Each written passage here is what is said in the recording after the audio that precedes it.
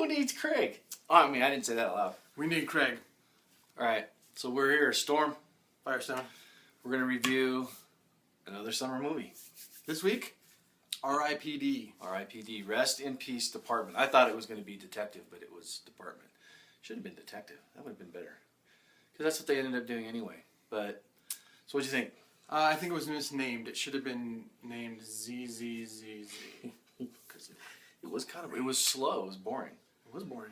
It was predictable. It was a lot of birds. I won't do it, but, you know, like that. The Mr. Digit finger puppet. Yep.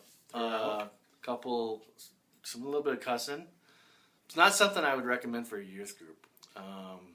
If you want to go see it, I'd probably say wait for Netflix, because it was. Here's what it was for me. It was Men in Black, Ghostbusters, a little bit of Aliens, kind of mishmashed together, and here you go. It's something. Kevin Bacon was in it, and he was the bad guy, and not very bad. Well, he kind of wanted a bad thing to happen that was pretty big. But his motivation was strange. Yeah, he didn't feel scared at all. Or, yeah. There's no chemistry between the two leads. No, none. Jeff Bridges is a great actor. He's fine in this. But there's just no chemistry. So it was kind of boring, unbelievable. It was, like you said, it was like a bad... Who was the other guy, the lead? Ryan Reynolds. Ryan Reynolds. He's not as buff in this movie either. That's weird that you would notice that. Anyway, he wasn't. There was one opportunity for a lot of comedy, because if you've seen the previews, you know that Ryan Reynolds' character appears as an old Asian man, and Jeff Bridges' character is a beautiful model who's wearing low-cut dresses and looks great. So there was tons of opportunity there for comedy and for things like that to happen, but they just didn't use it, and so it was weird. There was like 4 walk-bys, and that was it.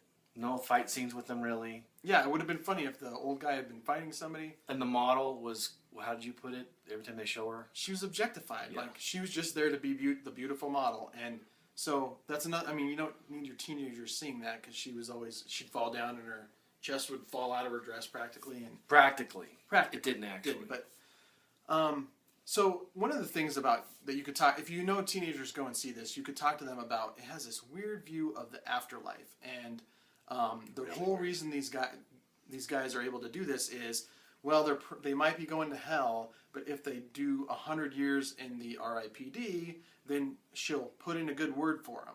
So it just continues the thought that you can work toward your salvation in some kind of way. And so, these guys are going to hell, but hey, if they do this thing, they might be able to get into heaven. They get some points. It's just weird. Although, there was one interesting thing, but it was a total rip-off. When you die, things look like the Matrix. Yeah, that was the only good special effect. That was another thing, special effects. That scene was kind of cool. Everything was frozen and people were walking around it. That was well done. All the other special effects in the movie? Yeah, uncreative, slow. Don't see it. So, what do you rate it? I give it 1.5 scraggly old man beards. Billy Goat Beards? Billy Goat beards. 1.5 Billy Goat Beards. I give it 1. What do you call that? A brand? Brand to the chest. 1. Okay. That was it. So don't see it. Wait for Netflix. Don't rent it. Wait till it's streaming on Netflix. Oh, yeah. And you've watched every episode of Doctor Who and you have nothing else to do. Yeah. All right. We're going to try some other movies. We'll see you next time. See you next week. Bye.